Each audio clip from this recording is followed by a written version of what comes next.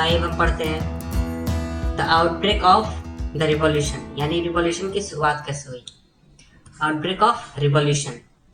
तो आइए हम यहाँ से पढ़ते हैं। लुईस 16 ने टैक्स इंक्रीज करने का फैसला ले लिया था, और इस इंक्रीज का रीजंस, यानी टैक्स वो इंक्रीज क्यों कर रहा है, इसका रीजंस हम पहले पढ़ चुके हैं। और अगर आपने पीछे का वीडियो नहीं देखा तो उसे जरूर देखें, ताकि आपको पहले का बातें पता चलेंगी। तो इसके बारे में हमने पहले पढ़ चुका है। तो आइए हम देखते हैं कि वो टैक्स कैसे इंक्रीज कर सकता था और ऐसा फ्रांस में कैसे होता था। तो ऐसा नहीं था कि फ्रांस का राजा खुद से टैक्स बढ़ा सकता था या इंक्रीज कर सकता था, उसके पास पावर नहीं था। वो उसका टैक्स इंक्रीज करने के लिए स्टेट जनरल की मीटिंग बुलानी पड़ती थी। स्टेट जनरल एक पॉलिटिकल बॉडी थी जिसमें तीनों स्टेट्स, क्लर्की, नोबिलिटी और थर्ड स्टेट के लोग अपने रिप्रेजेंटेटिव्स भेजते थे, और उन रिप्रेजेंटेटिव्स की बहुमत के आधार पर ही तय होती थी कि टैक्स बढ़ाया जाए या नहीं। लेकिन ये मीटिंग बुलाने का अधिकार सिर्फ राजा को था, यानी मोनार्क को था, और ऐसी मीटिंग अंतिम बार 1614 में बुलाई गई थी। 5 मई 1789 5 मई 1789 को लुईस 16 ने यह असेंबली बुलाई, तीनों स्टेट जनरल की, नए जो टैक्स के प्रपोजल थे उसे पास करने के लिए। और वर्साई के महल में सभी होस्ट के स्वागत के लिए काफ़ी तैयारियां की गई। तो फर्स्ट और सेकेंड स्टेट ने करीब 300 रिप्रेजेंटेटिव भेजे, यानी फर्स्ट स्टेट से 300 और सेकेंड स्टेट से 300। और वो इस तरह से, मान लीजिए ये राजा है और इस तरह से रो में बैठे हुए थे, side by side. First state और सेकेंड स्टेट के लोग रो में बैठे हुए थे, और थर्ड स्टेट के लोगों ने करीब 600 अपने रिप्रेजेंटेटिव्स भेजे, क्योंकि ये लोग ज़्यादा लोगों को रिप्रेजेंट कर रहे थे। और ये जो 600 लोग थे, इन लोगों के बीच पीछे खड़े थे, ऐसे रो के पीछे इस तरह से खड़े थे। लेकिन जो थर्ड स्टेट के लोग भी थे, उनका रिप्रेजेंटेशन भी थर्ड स्टेट के जो प्रोस्पेरस और एजुकेटेड लोग थे वही कर रहे थे। और इस मीटिंग से पेजेंट, आर्टिसंस और वुमेन का एंट्री डिनाइड था, यानी उन्हें एंट्री करने का अधिकार नहीं था। तो लेकिन बात यह है कि जो थर्ड स्टेट के रिप्रेजेंटेटिव थे, एजुकेटेड थे, प्रोस्पेरस थे, लेकिन उन्होंने 40,000 लेटर्स, यानी 40,000 लेटर्स के बाद एक लिस्ट तैयार की अपने ग्रुप के लोगों के ग्रीवेंसेस और डिमांड्स की, जो लिस्ट वो अपने साथ लेकर आए थे।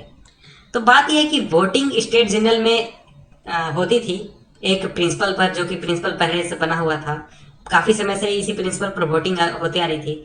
इस प्रिंसिपल में सभी तीनों जो स्टेट्स थे, यानी क्लर्जी, नोबल और थर्ड स्टेट, इन सभी को एक एक वोट का अधिकार था।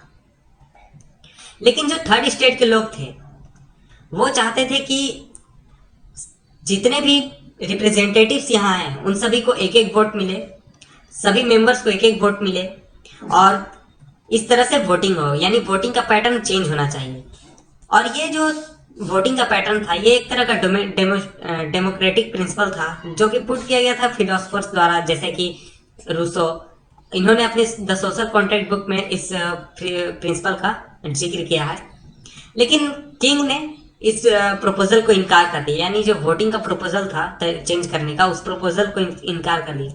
लेकिन किंग ने इस प्रपोजल को इनकार क्यों किया? किंग ने प्रपोजल को इनकार इसलिए किया क्योंकि अगर तीनों के पास एक एक वोट रहेंगे तो क्लर्की और नोबिलिटी को तो देने नहीं होते टैक्स, और ये दोनों पास कर देंगे बिल जिस तरह से राजा चाहता है, और राजा अपनी इच्छा पूरी कर लेगा। लेकिन अगर वो चेंज कर देता है वोटिंग पैटर्न, तो उसकी बात नहीं रह पाएगी और वो जीत नहीं पाएगा। इसलिए उसने ये प्रपोजल रिजेक्ट कर दिया। तो इस बात से नाराज होकर थर्ड स्टेट के जो रिप्रेजेंटेटिव्स थे, उन्होंने इस मीटिंग का बहिष्कार कर दिया और असेंबली से बाहर आ गए। ये जो रिप्रेजेंटेटिव्स थे, ये खुद को फ्रांस के जनता का प्रवक्ता मानते थे और उनका नेता खुद को मानते थे। तो इन्होंने 20 जून को वर्साय के इंडोर टेनिस कोर्ट में एक मीटिंग बुलाई और असेंबल हुए सभी लोग। उन्होंने खुद को नेशनल असेंबली घोषित कर दिया, यानी वो जो रिप्रेजेंटेटिव्स थे खुद को नेशनल असेंबली घोषित कर दिया।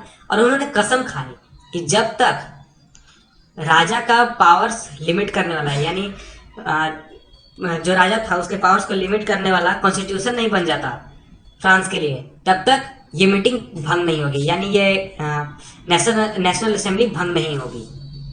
और इनका नेतृत्व कर रहे थे मिराबू और एबेसियस। मिराबू एक नोबल फैमिली से बिलोंग करते थे, लेकिन वो इस फ्यूडल प्रिविलेज वाले सिस्टम को हटाना चाहते थे सोसाइटी से, और इस बात से एग्री करते थे।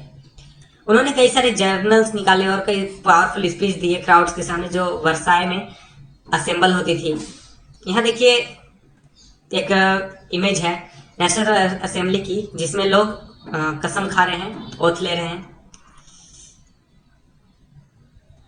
अब देखिए, और एबेसियस जो थे वो एक ओरिजिनली एक प्रीस्ट थे। उन्होंने कई इन्फ्लुएंशियल पैम्फलेट लिखे, what is the third state. जब नेशनल असेंबली बिजी थी वर्साई में अपने कॉन्स्टिट्यूशन बनाने में, उस समय फ्रांस में बहुत सारे टर्मोइल्स हो रहे थे, यानी बहुत सारी घटनाएं हो रही थी। उस साल यानी उस वर्ष फ्रांस में एक बहुत बुरी विंटर्स आई थी, यानी विंटर उस वर्ष की बहुत खराब थी। इस वजह से हार्वेस्ट बहुत बुरा हुआ था और इस कारण ब्रेड के प्राइसेस इंक्रीज हो गए।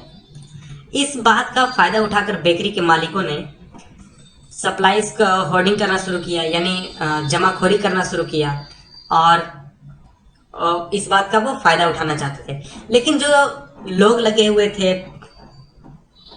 लाइंस में बेकरी के बाहर अपनी बारी का इंतजार कर रहे थे ब्रेड्स को लेने के लिए, तो कई जगहों पर एंग्री वोमेन का जो लाइन था, यानी क्वीज थे, वो काफी एंग्री हो गए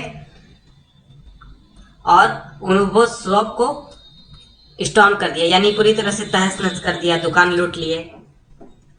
उसी समय राजा ने अपने ट्रूप्स को ये ऑर्डर दिया कि पेरिस में मूव कर जाओ, यानी पेरिस में एंटर कर जाओ।